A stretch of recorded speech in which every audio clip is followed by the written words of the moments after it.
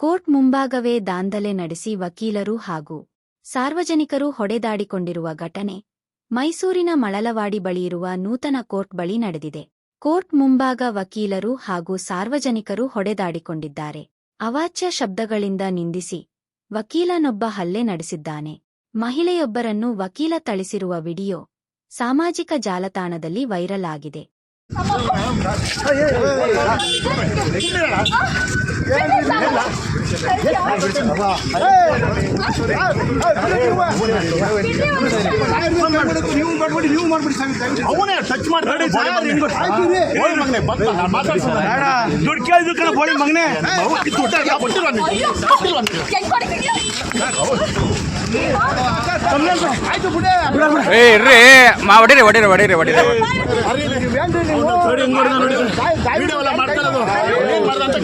ಆಯ್ತು ಬಿಡ್ರಿ.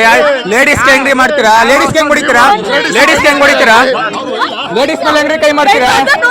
ಲೇಡೀಸ್ ಮೇಲೆ ಕೈ ಮಾಡ್ತಾರಾ? ಲಾಯರ್ ಆಗಿ ಲೇಡೀಸ್ ಮೇಲೆ ಕೈ ಮಾಡ್ತಾರಾ? ಆಯ್ತು, ಲೇಡೀಸ್ ಮೇಲೆ ಕೈ ಮಾಡ್ತಾರಾ? ಲೇಡೀಸ್ ಮೇಲೆ ಕೈ ಮಾಡ್ತಾರಾ? ಫಸ್ಟ್ ಅವರಲ್ಲ, ನೀವು ಅವ್ರು ಕೊಡ್ತಿದ್ದು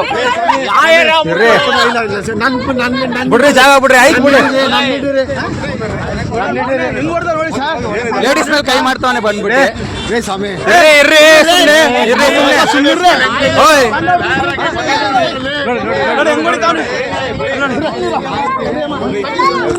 ಯಾಕೆ ಯಾಕೆ ಇರ್ರಿ.